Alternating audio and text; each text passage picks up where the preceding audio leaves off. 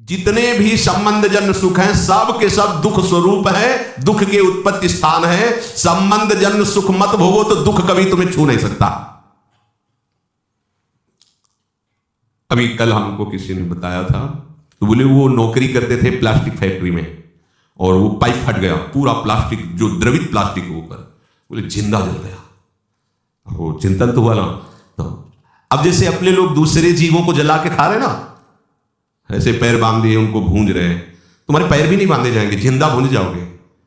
कर्म तुम्हें बख्शेगा नहीं, ध्यान रखना। दुख यो नया रसेंद्री के स्वाद के लिए तुमने उन असमर्थ पशुओं को, पक्षियों को अपने स्वाद का कारण मान रहे हो, उनके मांस को। ठीक है, ले लो, मतलब इस जन्म में तो तुम ऐसे हो, लेकिन पीछे जन्म में तुमने किया ना, तो क्या परिणाम आया? प्लास्टिक, और वो भी द्रवित, मतलब गर्म पिघली हुई, सीधे पूरी है। वो कितना कष्ट हो, थोड़ी देर तदात्म होके देखो कितना कर। एक दिन वो फूल लगा रहे थे ना, तो ब्लू गन जिसे आप चिपकाते हो, जरा छू गए तो एकदम ऐसे कह रहे क्या है, तो बोले तो गर्म प्लास्टिक ही तो है, उसमें हल्की सी गर्म एकदम, जिसमें आप फूल चिपकाते हैं, वो जरा पूरी द्रवित प्लास्टिक ऐसे गिर गई। अब बोलो क्या हुआ, मर तो गए हो, लेकिन कितना कष्ट उनको हुआ होगा। ये कर्म आया। देखो तुम भूंजे ना उसके पैर बांध के, या ऐसे बांध के खाए, अब देखो तुम्हें पैर भी नहीं बांधने पड़े। वो कर्म ने कैसे एकदम पूरा पाइप फटा, ऊपर पूरा हो गया। सावधान दुख यो नया। अभी समझ में नहीं आ रहा तो मन मौज ले लो, मस्ती कर लो। ये मस्ती तुम्हारे लिए इतनी महंगी पड़ेगी, कोई साथ। अब लोग कौन है वहां? परिवार, कोई भी, कोई धन संपत्ति, कोई भी साथ, पूरे शरीर में प्लास्टिक, गर्म प्लास्टिक से पैक। कितना भयानक कष्ट, कितना भयानक कष्ट। ये एक कष्ट, ऐसे अनंत कष्टों को भोगना पड़ता है जीवों को। अब फिर नया जन्म होगा, उसको भूल जाएगा कि ऐसा पीछे कष्ट मिला था। जैसे अपने लोग मां के गर्भ से निकले तो कितना भयानक कष्ट, लेकिन याद है क्या? सब लोग वहीं से निकले, कोई नहीं याद। भगवान याद दिला रहे, दुख यो नया। किसी भी प्रकृति जन्य, अगर मुक्त होना है दुखों से, प्रकृति जन्य संयोग जन्य सुखों को मत भोगो, मत स्वीकार करो, तो तुम्हें कभी दुख भोगना नहीं पड़ेगा, पक्का। जब आप किसी वस्तु के भोगने की भावना करते हैं तो उसका अभाव प्रतीत होता है। अगर ये भोग मिल जाए तो मुझे, उसकी शुरुआत ही दुख से हो रही है, जलन से हो रही है, और उसके संयोग प्राप्ति में तुम्हारी जलन होने के कारण सुखानुभूति हो रही है, उसमें सुख नहीं है। तुमने कामना किया है, तुम उसके लिए व्याकुल हुए हो, संकल्प बनाया, इसलिए तुम्हें सुखानुभूति हो रही है नहीं उसमें सुख। ध्यान रखना, वो भास ऐसा ही रहा है जैसे स्वप्न में। स्वप्न में लग रहा है बहुत अच्छा अच्छा कार्य, पर पेट भरा क्या? कुछ नहीं। स्वप्न में भी तो सारी क्रियाएं होती, क्या होता है? कुछ होता है क्या? जागृत में ठीक वैसे ही भ्रम है। अगर तुम्हें उस सुखद वस्तु का भाव न बने कि सुखद है, तो आपको कभी भी दुख नहीं मिल सकता। पर हम पहले किसी भी वस्तु, आज पूरा प्राणी समुदाय चेष्टा केवल सुख के लिए कर रहा है, केवल सुख के लिए। परिणाम सबको दुख मिल रहा है। जो प्रभु की तरफ चले वो धीरे धीरे दुख से निवृत्त होते हुए परम सुख की तरफ जा रहे हैं। भले आज शरीर दंड भोग रहा है पीछे के कर्म का, लेकिन आगे प्रकाश है, क्योंकि भगवत मार्ग में चल रहा है। वस्तु के अभाव का दुख जितनी जोर का होगा, मिलन में तुम्हें उतना ही सुखानुभूति होगी। यह ब्रह्म ऋषियों का मनन है। वस्तु के भोग का जितना गाढ़ चिंतन होगा, उतने तुम्हें उस भोग में सुख लगेगा, है नहीं? लगेगा। और जितना तुम उसमें सुख अनुभव करोगे, उससे अनंत गुना बढ़ के तुम्हें दुख मिलेगा। यह सिस्टम है, यह नियम है। इसीलिए देख लो, सब दुखी है, सब शांत है। भोगी व्यक्ति कभी सुखी नहीं हो सकता, दुखों से बच नहीं सकता, क्योंकि जितने भी भोग है सब दुख योनया। भगवान कह रहे, भगवान की दुखालयम, यहां दुखालयम में तुम सुख भोगना चाहते हो, भगवान कह रहे दुख योनया। हट जाओ, शरीर राग से हट जाओ, केवल जीवन निर्वाह मात्र, धर्म रक्षा के लिए, कर्तव्य पालन के लिए उचित शास्त्रीय विधान के अनुसार भोगों को स्वीकार करो। इसी जन्म में आनंदित हो जाओगे। अगर आप केवल भोगों में ही सुख मान करके रत हो, तो परिणाम ताप संस्कार दुखैर गुणवृत्ति विरोधाच दुखमेव सर्वम विवेकिनः। तुम्हें 3 प्रकार के दुख वर्तमान में ही भोगने पड़ रहे हैं। देख लो, परिणाम दुख, पीछे जो कर्म किए उनका परिणाम भोग रहे हो। परिणाम दुख और ताप दुख और संस्कार दुख, ये 3 सुख भोगने वाले को भोगना ही पड़ता है। देखो, सुख भोगने वाले के लिए लिखा है, जो संसार में सुख भोगने की वृत्ति लिए उनको ही अपने आप 3 दुख भोगने पड़ते हैं। परिणाम दुख, ताप दुख और संस्कार दुख। संपूर्ण विषय भोग आरंभ में सुख रूप सबको प्रतीत होते हैं। कोई भी कर्म जब हमारा बनता है उसमें हमारा लक्ष्य होता है सुख।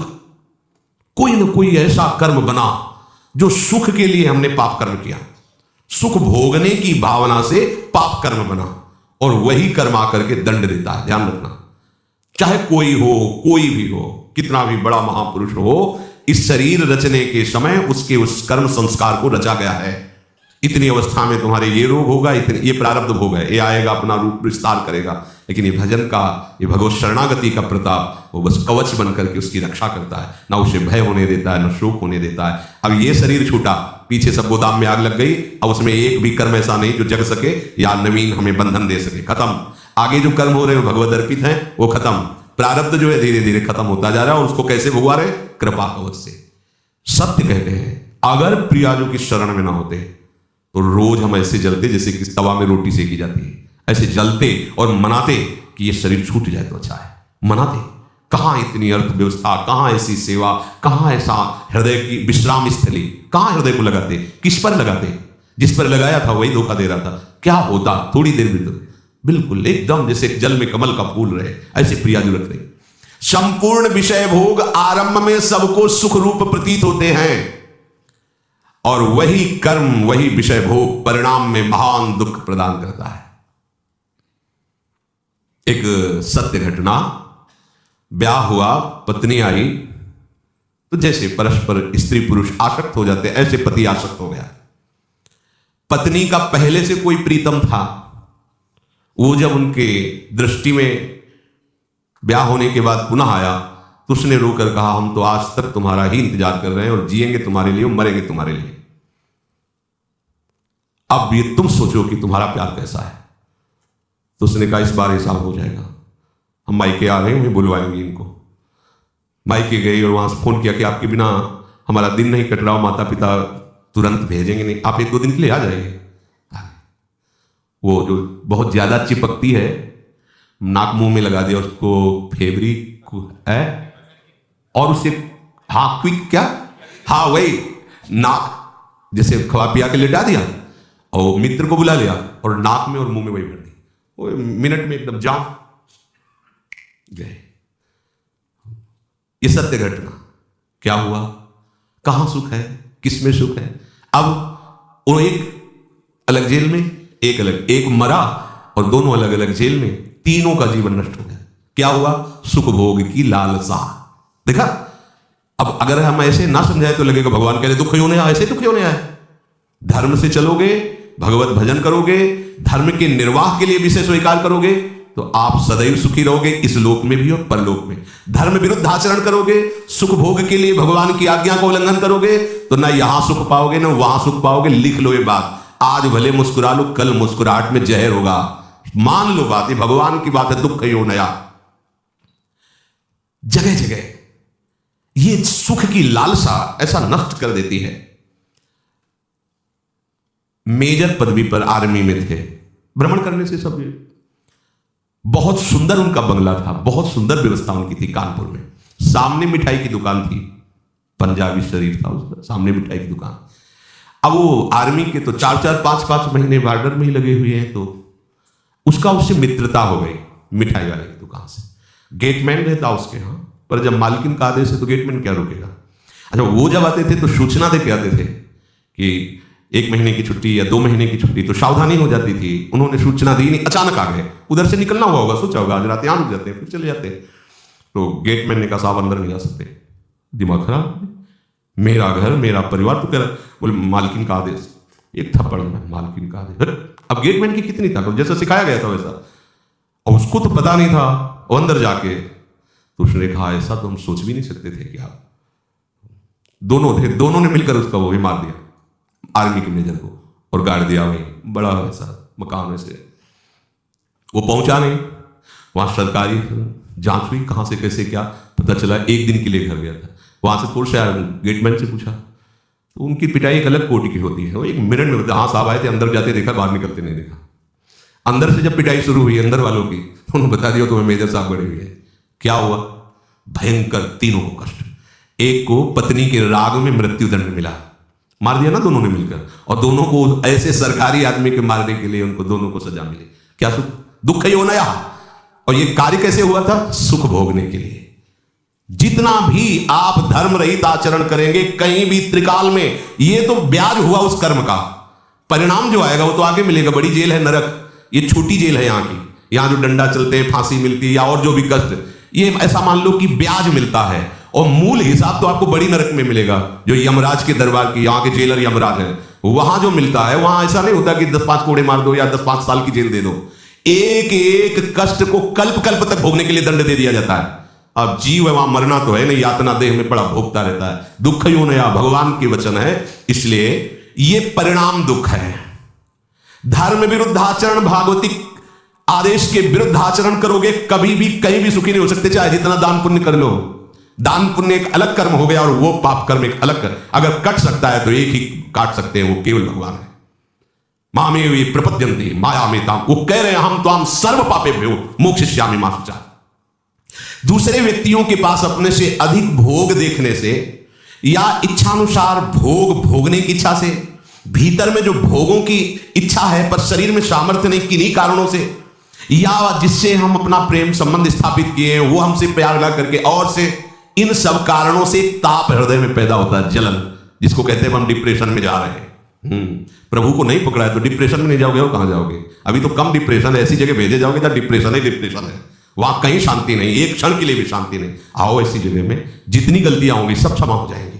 बहुत करुणा में सरकार है, उदार भी सुंदर। मान लो इनकी शरण में हो जाओ, दुख से बचने के लिए शरण में हो जाओ। भगवत प्राप्ति, परमानंद और प्रेम, ये तो सब आगे की बातें। इन दंडों से बचने के लिए हो जाओ कि ये राष्ट्रपति हैं, जैसे न्यायालय से पास हो गया कि इसे फांसी मिलेगी, राष्ट्रपति माफ कर सकता है। हम तो हम सर्व पापेभ्यो, आओ तुम सर्वधर्मान परित्यज्य मां में खुला दरबार है श्री कृष्ण का। कह रहे आ जाओ माफ कर दो। अरे चल पड़ो ना, काहे को पीछे लौट रहे हो? पीछे लौटोगे हर जगह धोखा ही धोखा है। पाए जान जगत में सब जन कपटी कुटिल कलयुगी डंच। ये ताप होता, जलते रहते हैं। कौन कौन सा? अपने से अधिक भोग देखकर हृदय जलना, इच्छानुसार भोग ना मिलना, इच्छानुसार भोग है पर भोगने के सामर्थ्य। बड़े लीला बिहारी, जब भूख थी तब भोजन ले, जब भोजन है भूख ले। लीवर खराब, ये खराब होगा। जब लीवर काम कर रहा था तो रोटी ले मिल रही थी, और जब रोटी की व्यवस्था होगी तो लीवर काम नहीं कर रहा। ऐसा उसका खेल लीला विचित्र है। चलो चलो बैठो।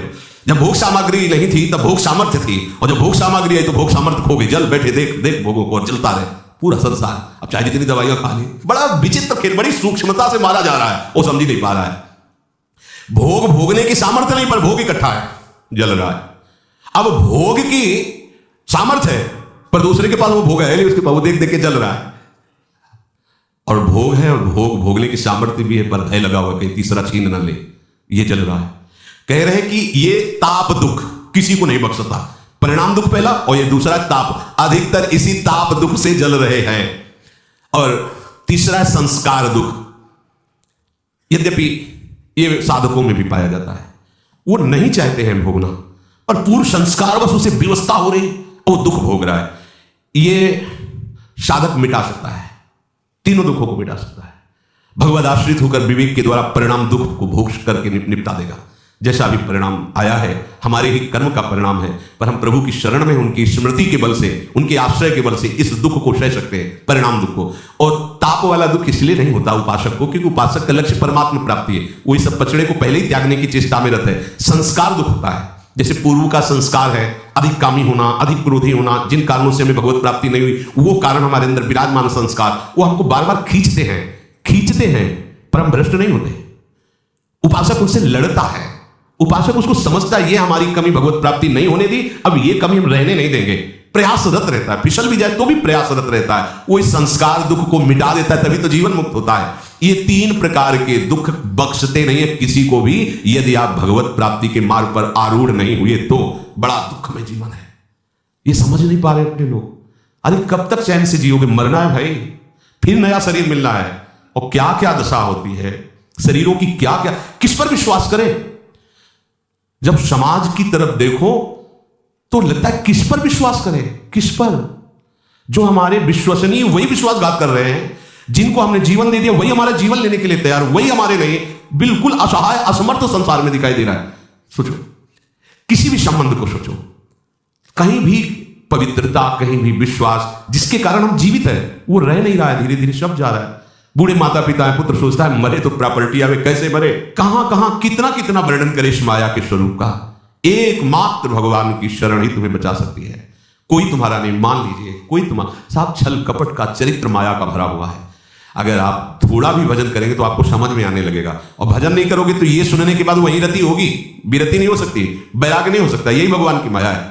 वो मार पीट करके बाहर निकाल देंगे, दरवाजे पे बैठे रहोगे, लेकिन आपका हृदय उन्हीं के लिए रोएगा, उन्हीं के लिए रोएगा। यही माया है भगवान की।